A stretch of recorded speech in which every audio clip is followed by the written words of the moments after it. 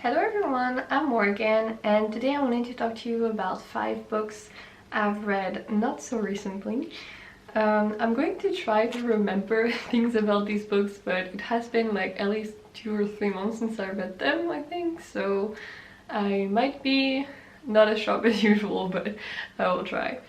So the first book I wanted to talk about is Quichotte by Salman Rushdie. This was actually one of my most anticipated reads of last year, and I finally got to it on audiobook. And I like the audiobook, like it's narrated by a narrator that has an accent that seems like he is from India, and the main character, I guess, is also from India, so that worked really well. And he was just a good narrator overall. But besides like Quichotte, so it's inspired a little bit by the novel that is pretty well known, so Don Quixote by Cervantes, which was interesting, but so the whole plot in this book is that we follow a story within a story within a story, because we have this author who is writing a character that is like Quixote but in modern times, and that guy is feeling alone, so he creates a son, and sometimes we follow the son, sometimes we follow him, sometimes we follow the author, so it is a whole thing. And when we follow the son, sometimes he describes that he feels like he's being written, and like part of him comes from his father, so like he doesn't feel like a whole person, and lots of these things like were so interesting in themselves. But in the end I just felt like this book was a little bit of a mess. So like it was trying to talk about also race in the US because it's set in the US, and about, I don't know, so many other things like life, trying to find meaning and stuff, and it was just a lot. I didn't think it was well done in that way. I would have preferred that the book focused on like a few things and did them right instead of trying to talk about so many things.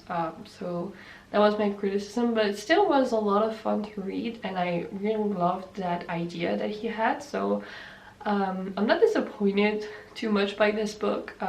I still really like Salman Rushdie's writing. Like he writes in a stream of consciousness way, which I know a lot of people hate, but it's definitely my thing.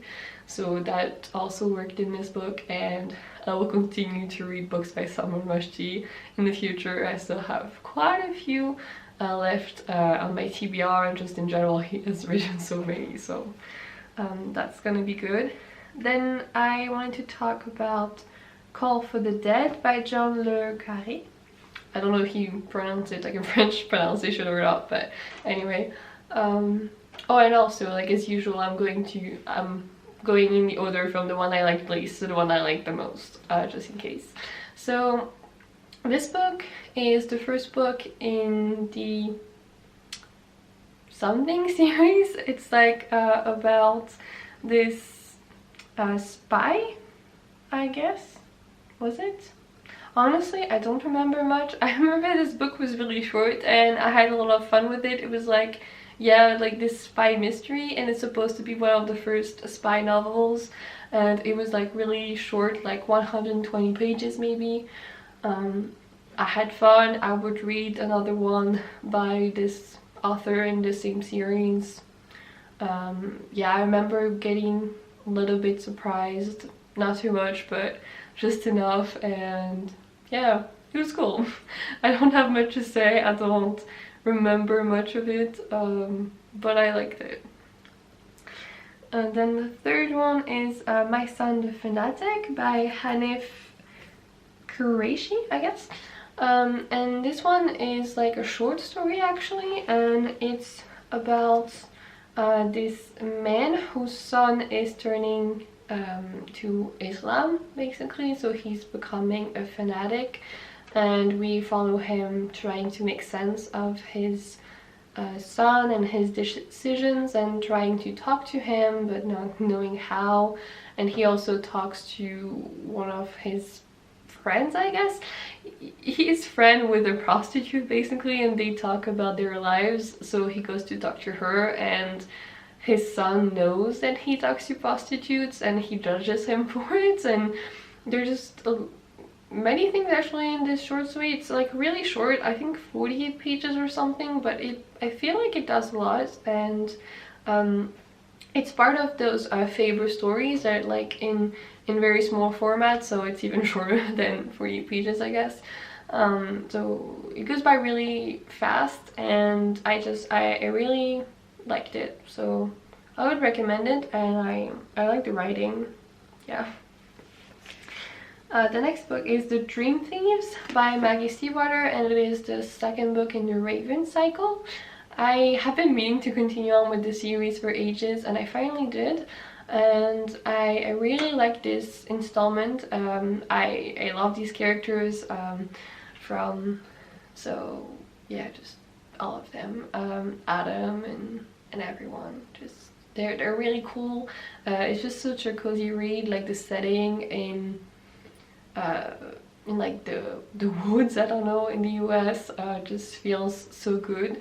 And I love these characters, and we get in this novel so more of the magical realism aspect, because they're trying to find the tomb of this tomb, I guess, of this king to maybe get powers. So they're getting closer to this in this installment, and there's like a little bit of a cliffhanger at the end of this second novel, so I'm looking forward to read the third one. I would like to finish the series before the end of the year, but I don't know if that's going to happen. We will see. But I am still really enjoying it. I didn't think it was as good as the first one, but it still was really good and fun, so I think that's good enough. Then the next one, the last one, is Beneath the Sugar Sky by Seanan McGuire. So this is the third book in the Wayward Children series, and I enjoyed it a lot, just like every single one I've read so far. I know people that criticize one or the other, or maybe the whole series. I don't. I really like Seanan McGuire's writing. She has just sparse writing and simple to read. It's so nice and relaxing in a way.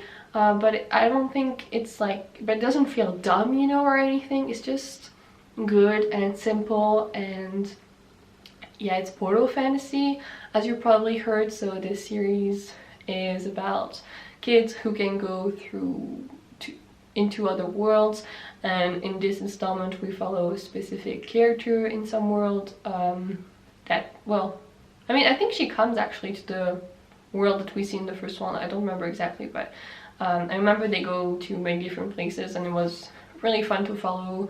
They go to like this world where there's a lot of sugar, hence the name, the Sugar Sky, and it's really weird because like they can walk everywhere but they can eat everything. And I love the words that she's created. They're all so different, and I never struggle to follow anything. I love it from beginning to end. And I don't like, they're not the best books I've ever read, but they're like so nice to read, and I know I could just go back to this series again and again probably in the future, because it's always going to be just as nice. And they're all different stories, and they're just novellas, so they're always so quick to get through, which is nice. So I have already the next one at home to read, so I will get to that at some point when I do the pick-me-up, I guess, because this series is always a good thing to read when you need something light and good. So that's probably what I'm going to do soon. But yeah, that was the last book I wanted to review today. So please tell me if you have read any of these books and what you thought of them, as always. I would love to know. And yeah, please tell me also what books you've been reading lately or in the last 3 months that you really liked. And I will see you in another video. Thank you again for watching, and I'll see you. Goodbye. Dream I know, deep up my feelings.